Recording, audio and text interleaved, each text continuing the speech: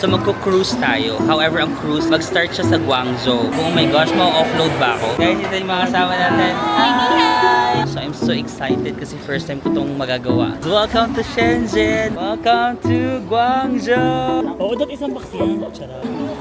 Guangzhou!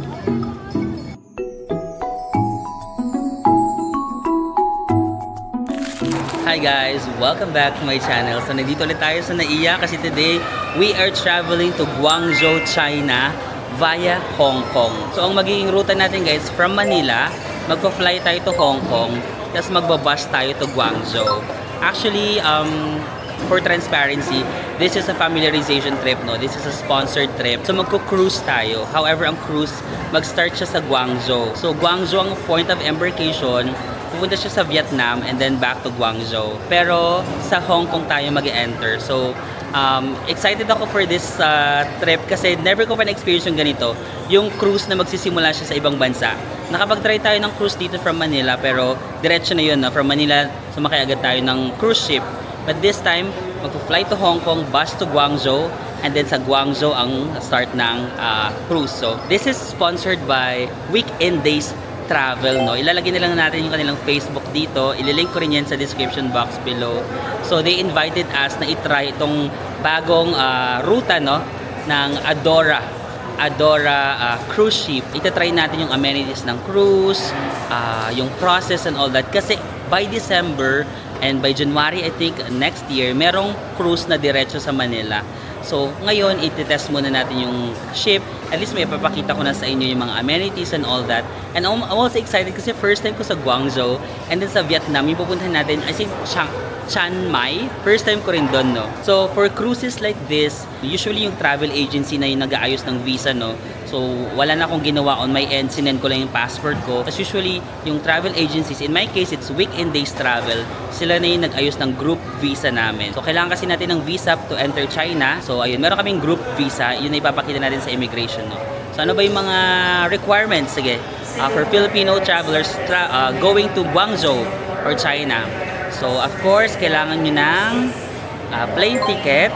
Kailangan nyo rin ng passport, valid for 6 months. You also need yung e-travel. And of course, if you're going to China, kailangan nyo ng visa. But in our case, since naka-travel agency kami, sila na yung nag-ayos, group visa na lang. Hindi na kami nag-ayos like ng mga papel and all that. Passport lang, sinend lang namin sa travel agency. So, for the immigration question, andyan pa naman yung flight namin. For the immigration question, medyo kinabahan ako sa immigration kasi basta weird yung immigration ngayon kasi ang dami niyang hanash. So, ang tinanong niya sa akin, sabi niya, may trabaho ka ba? Tapos sabi ko, yes po, travel vlogger. Tapos nung sinabi kong travel vlogger, nag-type siya sa computer. Type. So, kinabahan ako kasi first time ko na-experience na may tinatype yung immigration officer habang tinatanong ako. Tapos, yung second question niya, mag-isa ka ba or kasama mo yung mga friends? This trip kasi guys, meron akong mga ibang content creators na kasama. Sabi ko, I'm with my friends. Tapos nag-type na naman siya, ganyan, type. Sabi niya, kailan ka babalik? Sinabi ko yung date. Tapos nag-type na naman siya. Sabi ko, oh my gosh, ma-offload ba ako? Tapos chinek niya yung passport ko. Nung chinek niya na maraming stamp yung passport ko, wala na siyang nagawa. Na no choice na siya. Tapos kinuha niya yung stamp, tapos in-stamp niya na. Siguro parang, ewan ko kung nagdadalawang isip siya, pero nung nakita niya na marami ng stamp, wala na, pinatuloy niya na ako. So medyo kinabahan lang ako ng slide, pero at least we're here na. Tara, mag-board na tayo. Ulit ang ating ruta from Manila to Hong Kong. Magpi-plane tayo, tapos Hong Kong to Guangzhou, magbabus tayo. Excited ako kasi first time natin itong gagawin. So tara. Pero I think kung parang magta-transit lang kayo sa China, hindi nyo na kailangan ng visa. I think or ng group visa, kailangan nyo lang ng transit visa kung one day lang kayo dadaan ng cruise. In our case kasi, doon yung point of embarkation, doon din yung disembarkation. So ilang days kami na nasa China. So kailangan talaga namin ng group visa for this tour, no? But sometimes hindi nyo kailangan kung mag-enter lang kayo ng once. Tapos iba yung point of exit, for example. Guys, ito yung mga kasama natin. Hi! Ni hao! Xin chào Vietnam, ni hao China. Sawadee ka. Guys, after almost 2 hours, nandito na tayo sa Hong Kong International Airport. Kakarating lang natin dito like 2 or less than 2 months ago, no? So hindi ko na masyadong detailed ang pagpunta dito kasi marami na naman tayong guide dito.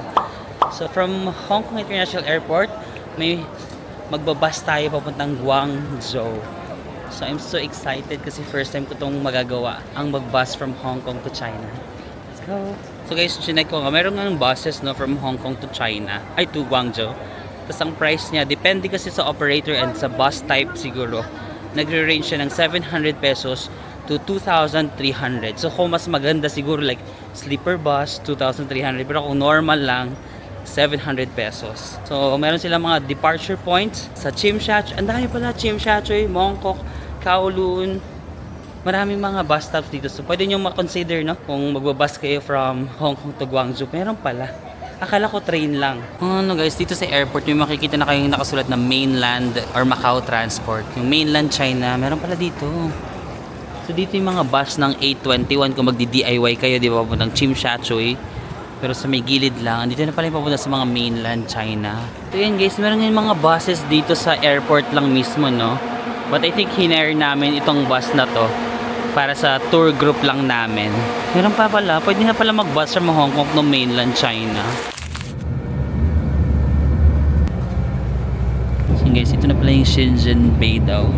So sa Shenzhen pala kami papasok. So doon kayo mag-i-immigration. So ito yung bridge niya.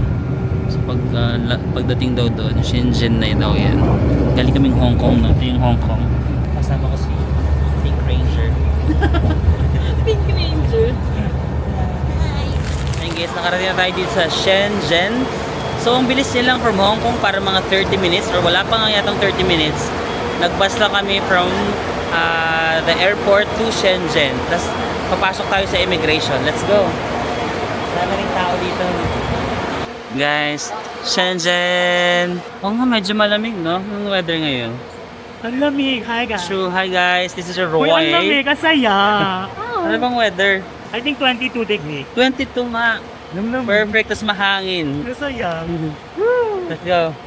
Hi guys, welcome to Shenzhen. Nakapasok na tayo sa immigration, no? Nakalagpas na tayo. So, ang process, since naka-group visa kami, pag group visa, isang document lang, tapos lahat ng pangalan namin na 14 doon nakalista. Parang papel siya na nakalista yung pangalan namin doon. Tapos pipila kayo ng in accordance to your number. So may mga number doon, 1, 2, 3, 4. Number 6 ako. Tapos pipila kayo para pag chinek ng immigration, sunod-sunod din kayong papasok. Tapos parang titignan lang nila yung group visa. Wala namang tinanong, walang anything. And then ayan, nandito na tayo sa Shenzhen. Nakalagpas na rin tayo sa security. Antayin lang natin yung mga iba nating kasama kasi I'm one of the few na nauna. Tapos antayin natin yung mga iba nating kasama. Pero ito ang Shenzhen guys. Grabe dito yung mga sorting center ng Lazada, Shopee. Ayan no, dami rin nilang mga buildings dito. Ganyan yung atake ng Shenzhen. Kasi ito yung immigration, yung dalawang immigration pala yung dinaanan namin, no. Isa is lalabas kayo ng Hong Kong. Wala namang tanong doon, titignan lang nila kung nag-overstay kayo. Hindi naman kami nag-overstay, like ilang oras lang kami sa Hong Kong, di ba? Tapos after ng immigration sa Hong Kong, papasok naman kayo sa immigration ng China. So, ayun. Wala namang tinanong, basta complete yung documents niyo, walang any question. Kapag China na rin naman ako guys before, no. So alam ko na yung mga payment method dito. Chinese, ano siya, cashless siya, no. So pwede kayong gumamit ng Alipay or WeChat Pay. Meron naman ako parehas. Nakalink yung credit card. Hello! Diba? Ang friendly ng mga Chinese. So nakalink naman yung Alipay ko, ay yung credit card ko sa Alipay and WeChat Pay. So baka yun na rin yung gamitin natin, but I'm not sure kung pwede yung Alipay sa barko. Diba kasi magko-cruise ship kami. Check natin mamaya kung pwede yung Alipay or credit card lang talaga sila. Ala, ang cute din ng Shenzhen ha, in fairness to him.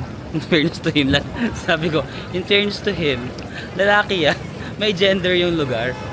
So, in fairness, no, okay din yung Shenzhen, medyo city siya na city, very city. Hindi ko masyado makita ang parang China traditional feature niya, or maybe because this area. Pero I think Shenzhen talaga is modern, no? Modern area. Dito yung mga sorting center ng mga parcels natin. So kung meron kayong mga gustong ipakuha dito para mabilis nyo nang ma-receive, willing naman ako. Dagdagan ko lang ng 30%. Charot. Ano, linis din, no? Okay, sure. Ano ba yung cherry blossom? Ultra modern din siya, no? Tignan nyo yung mga buildings ng Shenzhen. Siguro pag gabi nito, mas grabe pa yung lighting. Tapos before daw, itong Shenzhen is a fishing village lang siya. So, sobrang maliit lang daw talaga to na village with mga around 30,000 persons lang during the 1970s or 1980s. Ilang years lang yun, 90s, 2000. Siguro 40 years ago. Tapos, kaya nag-boom siya at naging modern ang city kasi yung government nila, nagbigay sila ng parang masyadong maraming freedom for investors. So, ang mga investors, nag-invest sila dito kasi masyadong lenient. Siguro masyadong madali lang makapag-put up ng business dito. Tapos, ngayon, some of the largest tech companies ng China like Huawei, DJI, itong camera ko, tawag nila dito is Dajang. DJI, nandito yung kanilang parang tech hub, parang ganun, tech hub. Kaya tinatawag din siyang Silicon Valley of China. Diba? Silicon Valley kasi maraming mga tech companies dito sa Shenzhen. Shenzhen? Parang Shenzhen, pero yun po lang sa tour guide namin. Shenzhen. So grabe no, in just 30 to 40 years, grabe din yung mai-improve talaga ng isang lugar if you just, maybe if you get the right, I don't know, the right government policies or maybe leaders as well, no? Kasi kung maayos talaga din, from a fishing village to a Silicon Valley. Although marami ng mga buildings dito na skyscrapers, napansin ko marami pa rin siyang mga parks, mga halaman. So it's also considered as one of China's greenest big cities. So yun, ang dami nilang mga halaman dito. And ngayon naglalakad tayo papunta sa ating sasakyan na next. Yun guys, para may vending machine dito for coffee. Tapos meron silang mga QR code. Di ba meron ding GCash with Alipay? Hindi ko pa natatry, pero i-try ko rin kung gagana. Soon. But it's only 2,000 something. Wow. 2,000 China money. 2 decades passed, now Shenzhen is the support of Hong Kong. So if you spend any money in Hong Kong everything is expensive. Okay guys, first order of business is magla-lunch muna tayo dito sa Shenzhen. So tinanong ko no, para masabi ko sana sa inyo kung magkano yung parang rate. For example, gusto nyo rin gawin yung cruise na to. However, ang ginagawa kasi namin ngayon is familiarization trip. So ipapakita lang talaga namin or i-check lang namin yung cruise ship, no. Hindi kasi nila ino-offer itong ruta na ganito, no. From Hong Kong, Guangzhou. Ang i-offer talaga nila is from Manila to Japan. So ang magiging ruta pala is Manila to Japan. So unfortunately hindi ko masasabi sa inyo kung magkano yung magagastos dito, but masasabi ko naman sa inyo kung magkano yung magagastos if ever mag-try kayo ng Manila to Japan. So ang gagawin ko na lang guys is isasama ko na lang kayo sa journey dito, no. Explore natin yung Guangzhou, tingnan natin yung cruise ship, tapos magpupunta pa tayo sa Vietnam, no. At least may mga bago tayong lugar na mapupuntahan na baka gusto niyo rin puntahan on your own, no. So dito kami dinala ng aming tour guide. Dito daw tayo magla-lunch sa, ayan, sorry, naka-Chinese character. But yeah, dito tayo, local restaurant. Ayan guys, ang saya, no, niready na nila yung pagkain. So pagpunta namin, ready na siya. May fish, vegetable, may egg, chicken, I think pork. Parang cola. Ayan. Kompleto na as. Ito si Miss Dayan. Hi Dayan! Yun guys, bibili tayo nitong Oreo na, ano ba ito? Matcha? Green tea. Green tea. Wala daw to sa Japan, sabi nila eh. Wala rin to sa Wala rin Japan. yan sa Japan. So try natin. Para lang matry ko kung gagana yung Gcash. So meron sila ng mga, ayan lang, 7.5 yuan. So mga 60 plus or 70 pesos. Ayaw gumana ng Gcash? Hindi, wala lang sa signal. Wala kang signal? Pero naman, Yeah, check ko nga. Gcash. Kasi merong Gcash Pay with Alipay, no? Ito try ko lang kung gagana. Generate QR kaya, tapos ito lang, Pay abroad with Alipay. So ayan guys, confirmed. andito na, isa na lang. Confirmed gumana yung Gcash Pay with Alipay abroad, no? Pwede kayo mag-install ng Alipay, pero kung gusto niyo Gcash na lang, gagana pala siya. Pero I'm not sure kung gagana sa lahat, no? Pero sa convenience store na to, gumana naman ng ating binili. So guys, after mga 2 to 3 hours from Shenzhen, karating na tayo dito sa Guangzhou. Ang cute ng area na to. Tingnan nyo. Parang ancient street yung tawag nila. Ang cute. So dito sa Guangzhou, dito nag-originate yung mga Cantonese food, no? Mga dim sum, siomai, char siu, yan, yung mga ganyan. Dito yan nag-originate dito sa Guangzhou. Siya yung third largest city in China. So from Shanghai, Beijing, and then Guangzhou yung third. Also one of the parang economically, wait lang, kakagising ko lang kasi economically progressive na city na ng China. Kasama ng Shanghai, Beijing, Guangzhou, and then Shenzhen. Unlike Shenzhen na bagong country pa lang, no, around 40 plus years pa lang. Itong Guangzhou medyo matagal na siya na city, no. Ang Shenzhen 46 years pa lang, ito mga 2000 plus years na. So medyo matagal na ang Guangzhou, kaya meron siyang mga ancient na mga streets dito. Unlike sa Shenzhen na mga medyo modern na building, no. Pero ang gusto ko yung vibe. I like the vibe. And guys, explore natin ang Guangzhou. Ang chill naman ng life nila dito. M-Stand Cafes, may KFC dito. Ang cute naman ng area na to. I love. Ito yung kanilang mga pagkain dito. Traditional. Ay, si ano, di ba? Kilala niyo ba yan, guys? Si? Hindi natin kilala. Hindi ko alam. Ayun, may mga shopping, ano din sila dito. Shopping stores. Okay guys, chinek ko sa itinerary namin. Ito pala siya, yung Qingfang Ancient Street. So famous daw to na street for like Instagram. Tapos yung mga younger crowds, nandito rin sila. Parang dati siyang old na street na medyo pinaganda nila. Ginagawa nila mga cafes, mga restaurants, and mga shops. So tignan mo, ang gaganda ng mga building nila nga. Perfect for Instagram nga, oh. Tapos may mga kit-kit lang silang ganyan. May Pop Mart. Ang cute. Oy, DJI. Ito yung camera natin, guys, no? Dati akala ko ang DJI is from Japan, no? But this is a Chinese brand pala, no? So ang kanilang headquarter nandun sa may Shenzhen, no? Ang cute. Parang mas nakakita na ako sa Guangzhou kasi meron siya mga old architecture, tapos parang blended niya yung old tsaka yung new. You know, medyo may mga old siya, tapos biglang may mga bago nila sa cafe dito. Mas maraming element. Saan ang galing yung element, be? So may mga ganyan pa sila dyan. Cutesy. Welcome to Guangzhou! Woo! Chik. No, tapos may mga walls sila dyan na pwede kayo mag-photo. Ang dami mga photo spots talaga sa area na to. Nasaan na ba ako? Parang nasa main road na tayo, guys. Okay, dito yung main road. Yan. Okay, yung itsura niya. Pero baka maligaw ako. Alam, may mga coffee doon, cafes. Coffee. Baka maligaw ako. Dito lang tayo sa Ancient Street. Ito na yung kanilang highway. Meron lang kami dito mga 35 to 40 minutes to explore, no? Nakatulog ako sa bus. So biglang nagising na lang ako nung nag-announce na yung tour guide. Nagising na. So pagkagising medyo, ano pa ako, ha? Medyo hindi pa ako nakakalabas sa outside world. Pero kailangan ko pilitin yung sarili ko na lumabas. Dahil 35 minutes lang tayo dito. Baka mawala ako sa meeting point.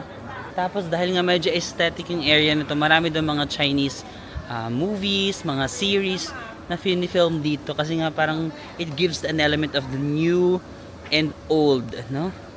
Alam mo, dahil dito nagkaroon tuloy ako ng parang idea na, what if explore ko yung Guangzhou? Kasi ngayon, di ba, nakatour kami, medyo, we don't have like the luxury of time to really explore a lot of places here in Guangzhou. Actually, meron lang kaming one day, no? Just today lang. Today lang yung ating time dito sa Guangzhou kasi tomorrow mag-start na yung cruise. So, ito lang talaga yung oras natin ngayon. So, of course, hindi naman natin malilibot lahat. Pero nung nakita ko dito yung area na to, sabi ko, ang cute pala. Cute ng Guangzhou pala. Ay guys, may mga ganito din pala sila. Parang saan nga ba kami sumakay ng ate ko dito? Yung malapit sa Shanghai, sa Hangzhou pala. Hangzhou. Sumakay kami ng ganitong boat, tapos umikot-ikot kami. Meron din sila dito sa Guangzhou. Ay, may mga isda.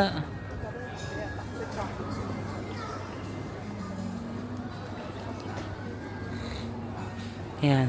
Pwede kayo mag-outfit ng mga ganyan, mga Chinese costume, no? Para mas pangmalakasan yung inyong photos. Or tumambay lang kayo sa mga shops. Ano, dito ba tayo maglalakad sa may, ano na to? Sa may pond? Parang fish pond din, no? Kasi may mga isda eh. Or doon tayo sa kabila. But basically, ganyan naman itsura niya, no? Try natin sa other side. Hindi ko na masyado nakita yung mga kagrupo ko, no? Nag-iwahiwalay kasi kami eh. Magkikita na lang kami after 35 minutes doon sa may meeting point. Oh, lakad pa tayo dito. Uy, Dakot tea. My gosh, mahilig ako sa mga ganyan. Sa tsaa ha, sa tsaa. Milk tea ba? Dakot. Oh my gosh. Ayan, may mga souvenirs din sila dito. Magkano? 10 lang, no? 10 yuan. So, pag mga 10 yuan is like 70 pesos. Ay, okay din dito pala, ha? Funny Ugly Monster. Ay, Starbucks dun, no? Starbucks. Cookie jar. So, I think that's the end na. Na-explore naman natin yung buong area. May mga ice cream din dyan. Ayun, may mga sumasakay nga. Pero for a Sunday, like, di ba nakapunta na rin ako sa Shanghai, Chongqing, Chengdu, no? Kapag Sunday, medyo marami talagang tourist sa mga areas nila. But at least, Guangzhou, okay pa, kaya pa. Like Sunday kasi ngayon, weekend, so in-expect ko like super dami na. Pero, kaya yung dami ng tao. Ay, meron pa pala doon.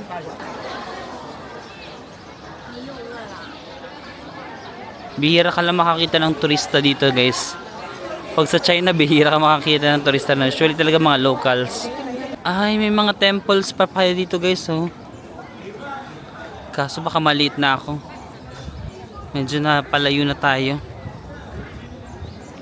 Yan, so siguro kung naka-DIY kayo and you have more time, pwede kayo pumasok sa mga temples, i-chill nyo lang, no? Kumain kayo sa mga restaurants, magkape-kape. It's actually a nice place to chill around lang, no? But since 35 minutes lang kami dito, maglalakad pa kasi ako papunta doon, baka maliit na ako. But it's good to know, no? Na meron din silang mga temple dito. Ayan. Di ba kakatapos lang kasi ng Chinese New Year, so baka ano yan? Kong Hei Fat Chai, ganun. Or parang Happy New Year, feeling ko. Kasi may 2026 na year eh.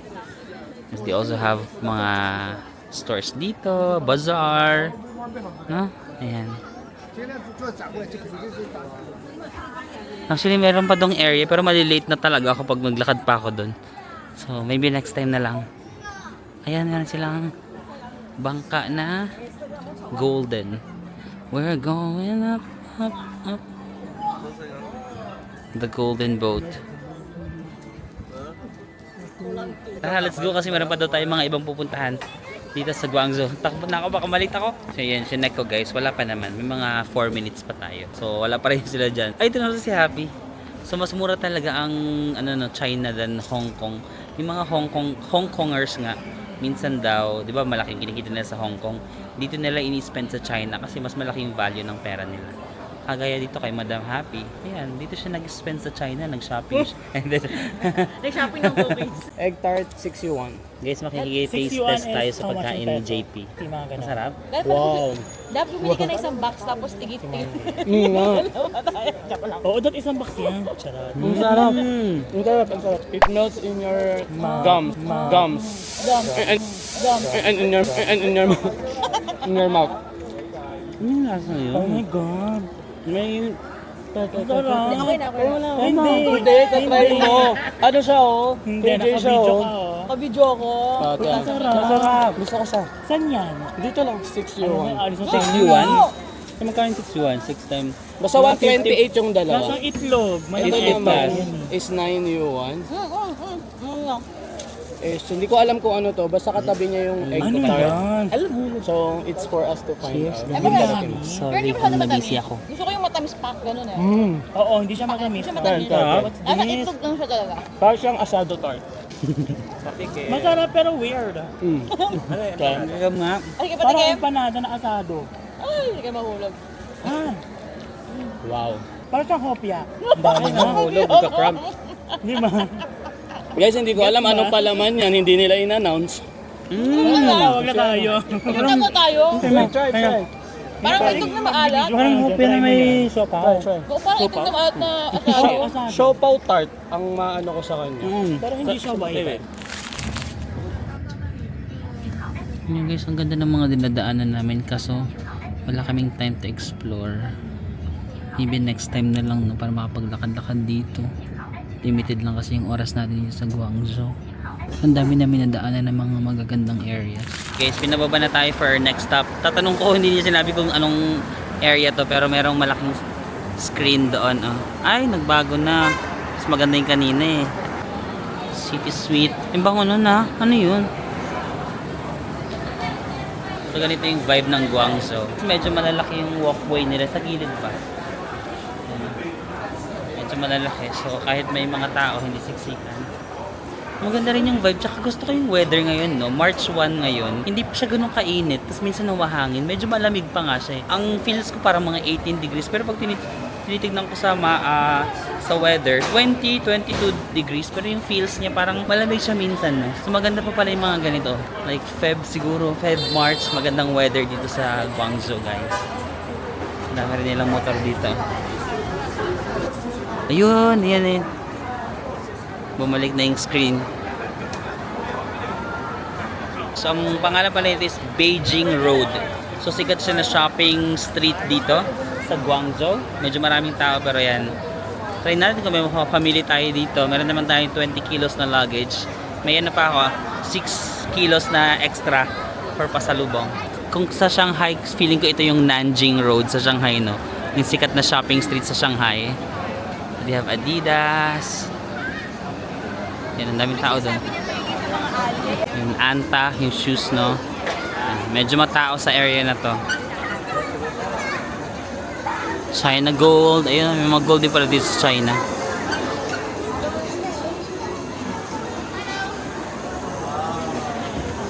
Cutesy. Oh my God, ang Baleno ba na brand? From China pala yan? Di ba meron yan sa mga SM department store? May era ako before na mahilig ako sa Baleno. Yung mga pangtulog nila, yung mga t-shirt nila. Parang mura kasi dun, di ba? Mura yan dyan sa Baleno. Chinese brand pala yun. I just learned today.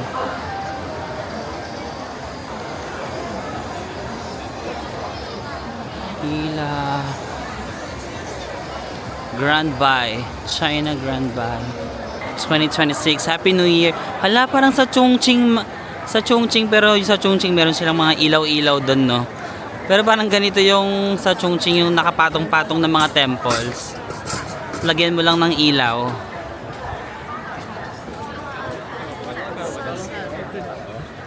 Busy area, ang lalaki ng mga malls. For this area, no, sa Beijing Shopping Street, binigyan nila kami ng 1.5 hours. So medyo matagal naman yung oras nyo dito. Mag-shopping ba tayo? Sige, check lang natin kung may makita tayo. Ang ganda nito. Very China. Nandito ako sa China, bigla ko lang naalala taga China si Ari, no guys. Hindi ko siya pwedeng i-meet ngayon kasi this is a work trip, no. And then dito lang talaga kami sa may Guangzhou area. Sila Ari nandun sila sa may Shanghai area. So medyo malayo yun. Maybe next time na lang pag personal trip, no. Pag as in may visa na ako na personal, then maybe we can meet Ari. Ang cute naman, ang haba ng pila dito. Pinipilahan yung store na ito. Ito ba yun, yung store na yan? Wow. Ay, try kayo tayo ng Luckin Coffee. Mura lang yung Luckin Coffee pero masarap yung coconut coffee nila. Wala pa ako nakikitang Luckin. Meron silang mga ganito pagkain, no? Parang nakaka-entice, guys. Kasamanghang ba yan? Soup. Wow.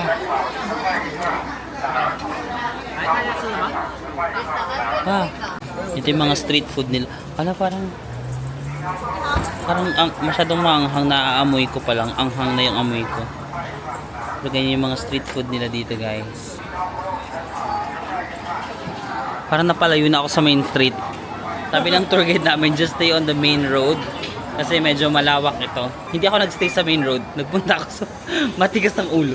Nagpunta ako sa mga sulok-sulok, no. Para mas ma-feel natin yung pagka-local ba. Kasi dun sa main street, of course, very touristy siya. Pero dito yung mga street food, kita mo yung mga ganun, no. Kasi medyo malalayo na ako. Sige, balik tayo sa main road. Wait, ano? Chaj ba ang basa dyan? Chaj? Chaji? Chagi? Meron yan sa Glorieta. Nakita ko last time. O, di ba? Ano rin siya, busy din na marami din silang customer. So, sa mga sikat na tea and coffee Chaji. Pero nakakatuwa na in just one day nakapunta tayo sa Hong Kong, Shenzhen, and now Guangzhou, no? Sa isang araw na napuntahan natin yung tatlong cities. Though, actually, supposed to be itong time na to, magre-rest talaga ako kasi, di ba, medyo sunod-sunod yung trip natin. And I'm grateful naman sa lahat ng mga brand trips, no? Marami tayong mga nakukuha mga brands na gusto nila makipag-collaborate tayo sa kanila and mag-travel tayo with them.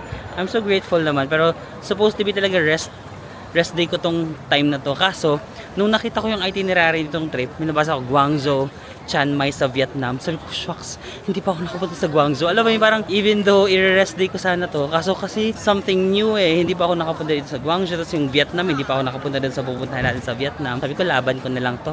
After na lang nitong trip na to, tsaka na lang ako magre-rest. Ayan, lumapit na tayo sa temple. Uy, cherry blossom na ba? Ayan guys, meron na ditong pink flowers. Pero parang, I'm not sure kung cherry blossom yun or another, ano yan? Halaman. Yeah. Hey, Guangzhou! Cherry blossom temple and the people. Anong oras na ba? Hindi, may time pa tayo. Marami pa tayong oras. Sige, ang lawak pa rin itong Beijing Street nung nilalakad pa namin. Marami pa itong mga stores eh. Kasama ko si Happy. Happy and Busy Travels.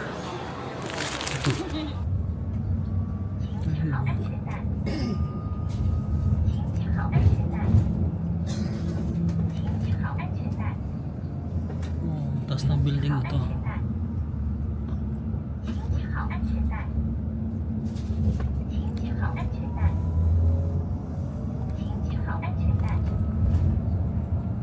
Yun yata yung next stop natin guys, the Canton Tower. Okay guys, nandito na tayo sa nakita lang kami ng magandang building. It's called IFC Tower, no? So grabe, kaganda ng mga building sa area na to. Pero pupunta tayo sa Guangzhou Tower. Yung nakita natin kanina na tower sa area na yun. Pero kahit dito pa lang maganda na yun actually. Guys, ito yung Guangzhou Tower. Pero hindi tayo aakyat doon, no? At least nakita lang natin siya from the outside. Ayan, maganda siya kapag gabi. Maganda siya kapag gabi kasi may mga ilaw-ilaw. Nag-iiba-iba yung kulay niya. Tapos even dito, cute din ng structure na to sa gilid, oh.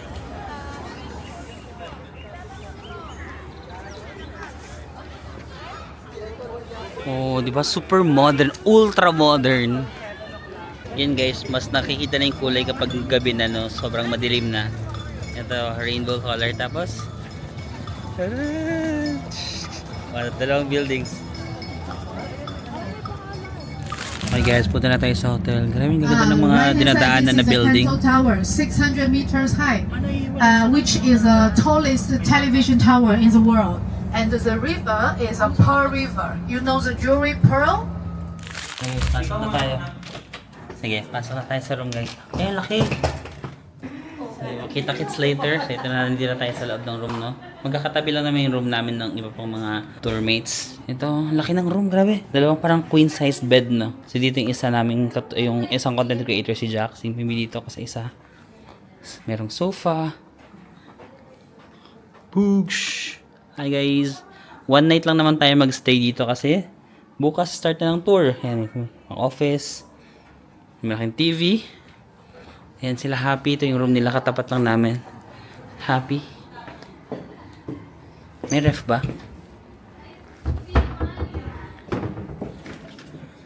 Where is the ref? Ay, wala. Ayan, may hangaran naman.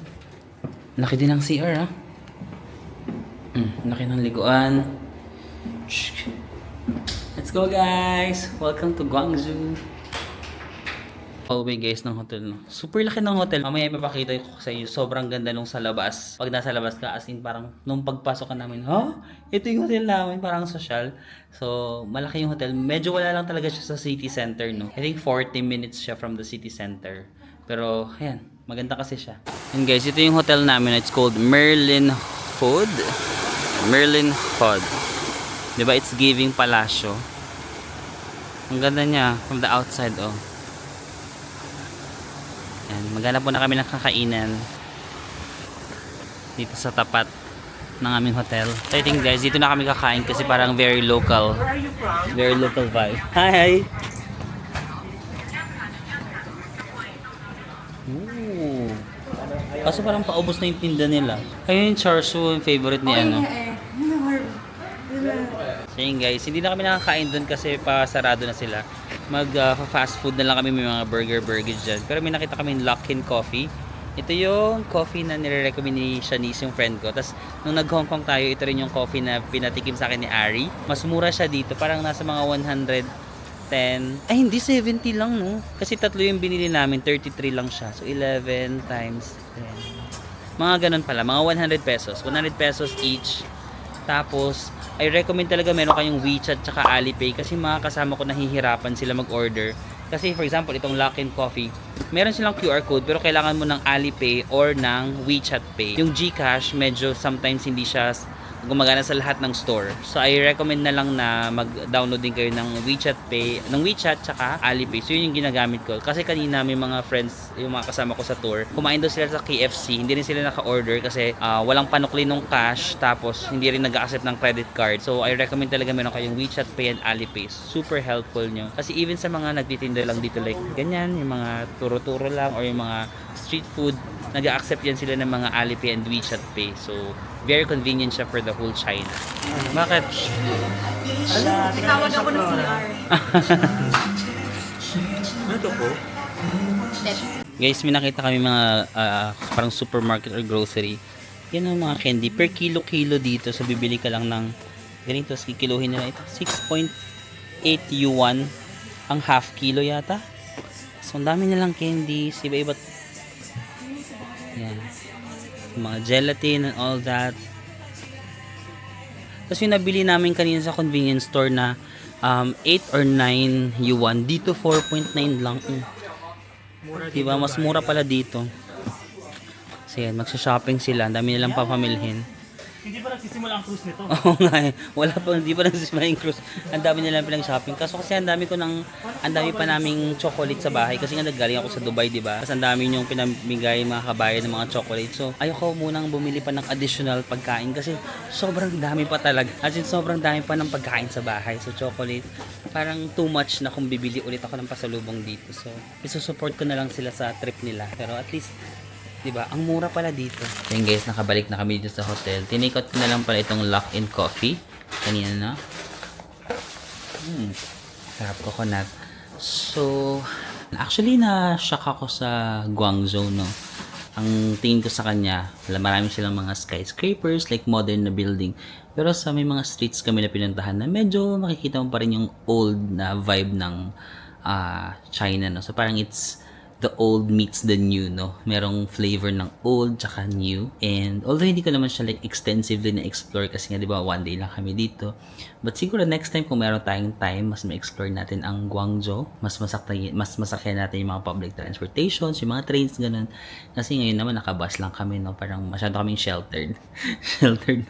Nakabus lang. And then tomorrow na pala yung start ng cruise natin, no? So may one day lang talaga kami na stop over dito sa Guangzhou. And then tomorrow, mag-start na tayo sa cruise. Meron pang buffet breakfast dito sa hotel. So, siguro sama ko na lang din kayo sa buffet breakfast dito or i-end ko na lang yung vlog tonight. Hindi ko alam kung mag-i-end na ba ako ngayon or i-continue ko pa hanggang bukas. Yeah, finally na-explore na natin ang Guangzhou kasi kung naalala nyo dati, nag-try ako na mag-transit visa. Di ba may layover ako dito before sa Guangzhou na ilang ba yun? Parang 19 hours. Tapos nag-try ako mag-transit visa. Hindi nila ako pinayagan, di ba? Hindi nila ako pinalabas ng Guangzou. But ngayon at least na ano na natin siya na-explore kahit ilang oras lang. Although hindi siya nga extensively, baka next time kung may time, try natin balikan dito. Kasama ko sa room si Jack. Ayan. So busy siya kasi mag-i-edit pa siya. And then nag-aayos pa siya ng kanyang mga camera kasi very ano yan si Jack. Ang dami ng mga aparatos. mga kamerang malalaki and all that. So ayun lang naman. And siguro ayoko kasi mag-connect sa wifi. Ito pala, pag sa wifi guys, ayoko mag-connect sa wifi kasi an experience ko last time na nag-China ako. Nung nag-connect ako sa wifi, nawalan ako ng access sa Facebook or sa mga social media.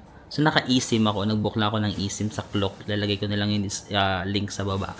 Tapos, tini-turn off ko yung locations ng mga app ko. For example, sa TikTok, punta kayo sa settings, tapos yung apps sa location, tini-turn off ko yung location, like never muna. Kasi once na didetect ng China na yung location ng app nandito sa kanila, binablock nila. Tapos, pag mag-connect ka sa wifi nila, automatic talaga madidetect nila. So, better na hindi nila mag-connect sa wifi. Meron naman ako nabili na eSIM, although 5 gig lang siya, kaya naman siguro matipid naman tayo. So, ayun lang yung mga tips ko sa inyo. Huwag na lang kayo mag-connect sa wifi, mag-eSIM na lang kayo. Alipay tsaka WeChat Pay, highly recommended kasi siya talaga yung widely accepted dito sa China, no? May mga stores na medyo mahirap bumili kapag wala kayo ng Alipay. Kung magta-taxi kayo, DiDi yung kanilang application dito, DIDI. But hindi naman ako nagta-taxi ngayon, so hindi ko siya masyadong nagagamit. And ano pa ba? Ayun lang naman so far yung mga tips ko, no? I think i-end na lang muna natin yung vlog ngayon, no? Kasi para tomorrow, another day, another vlog. And makafocus tayo sa cruise lang. Tsaka ko na lang din ipapakita sa inyo guys kung magkano yung estimated na mga gastos nyo pag nag-cruise kayo. Kasi hindi ko pa nako-compute yung parang binigay nilang parang sample calculation, no? But pag nag-cruise tayo tomorrow, papakita ko sa inyo kung magkano yung estimated na magagastos nyo if gusto nyo rin mag-cruise, no? So, ayun lang naman guys. Maraming salamat sa pagsama sa akin sa pag-travel dito sa Guangzhou, sa Shenzhen, sa Hong Kong. And I'll see you again on the next one.